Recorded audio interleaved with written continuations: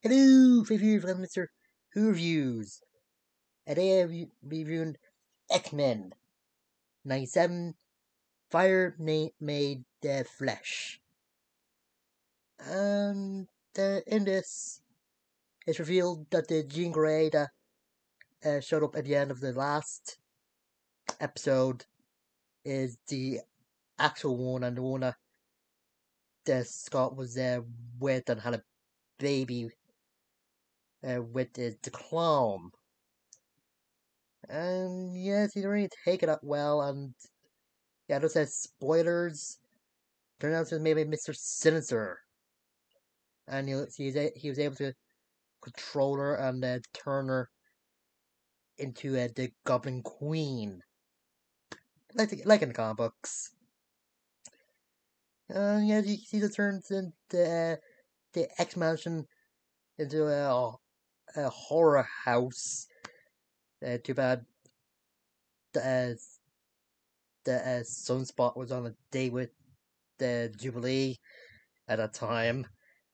And a lot of the X Men do see what the probably want to see, like Gambit seeing Rogue with the Magneto, and the Sunspot was seeing either his mom or I don't know, possibly dad or some just they're saying he's like a freak and not their son or something like that. And a messed up, I think a messed up doll version of Xavier saying how much of a failure Scott is. Mm. And Bishop basically is one of his sisters. Of course, Morph sees as Sentinel. Or no, not Sentinel, just Sins himself, I think. But and I do kind of like seeing Bishop taking out a few of the creatures that are made when they're brought down to a fire pit. But just thanks to the actual Jean Grey that the insanity stopped. Yeah, I do kind of Morph is the one that tells Sunspot the backstory of a Sinister, but I wonder how he knew Sinister was a scientist from the 1800s. And yes, he showed what he looked like when he was under Sinister's control. I think that's just a good reference. And yeah, it's just Magneto, Scott, Bishop, and Morph that goes after Bishop since the Goblin Queen as he brought her Scott's son to him.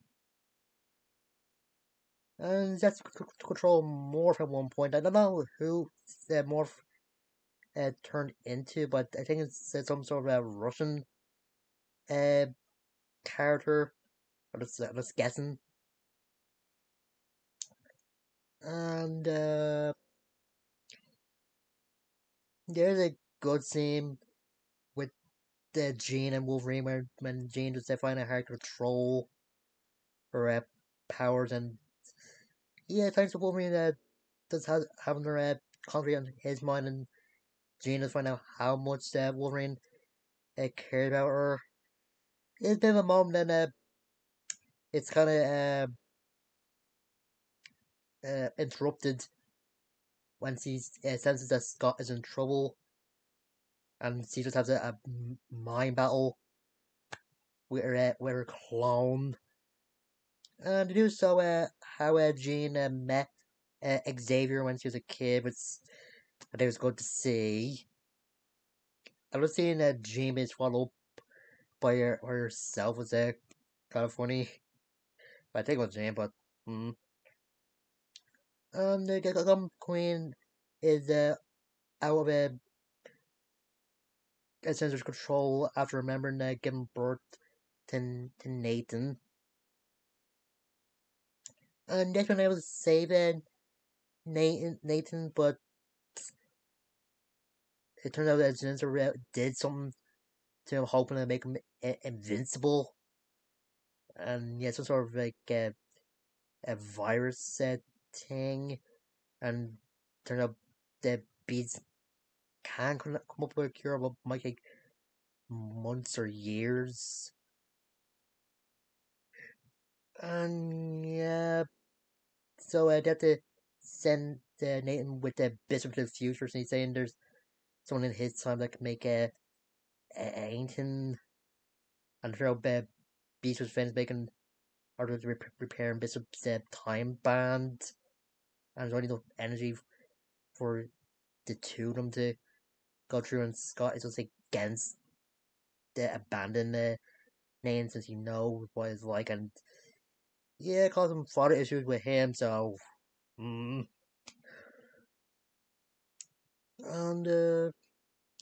yeah, then the clone Jean Grey decides to leave and reveals that her new name is Madame Pryor. So good. And everything shows a storm in Texas meeting Forger, who says he's an old friend of Sergeant Xavier's and he can probably help Storm get her powers back. Yeah, didn't those two meet when in the episode where Iceman came back and I think Forger was part of X Force or something, and isn't Forger the guy that Bishop was talking about? I think I kind of get why I didn't go to the forger of their time, since maybe the technology in the future is just more advanced. But uh, you know, I mean, it's another good episode, and yeah, apart from the Man Empire became evil and just started messing with the X-Men's minds was pretty good, and like Jubilee says, like a bad horror movie. And you see the conflict against the Cyclops is gone through since he doesn't want to believe that the Jean Grey that he's with and had a baby with it's a real one, but thanks to Beast's test is proven that he isn't. I do feel kind of sorry for at the beginning and a little bit when he turns out evil. But I think the animation for it, like when she turned into the Goblin Queen, was pretty good. And I think the voice actors playing Jane it just did a great job. Probably having some fun playing a evil again. If it's the same actors that also voiced Jim when he became the Dark Phoenix. So, and I think the music really fit in the episode well. Like I said, I think the scene between Wolverine and Jean was pretty good. Yeah, I just wonder what the Rogue and Magneto were doing while all the craziness was going on. And I do hope they reveal what's going on with those two as soon as possible. Because yeah, I don't like how they does they hinting they might have a bit of a physical relationship or just their feelings for each other. I know like a there's like a universe where they are married and have a kid together, but it still feels a little icky. Hmm. And I wonder what the Forger is gonna make to get the Storm's powers back. Is it something to do with radiation? Since that's how some humans are like get their powers, or are they mutate? Hmm. And also, and I really hoped they would have explained uh, how Bishop or why Bishop was in the X-Men's timeline, or how his a time band that got broken. Is it in the comic book? I don't know. Yeah, like I said, it's a good episode, some very creepy moments, and hopefully the next episode is as good or better. And until time, I'm see you guys later.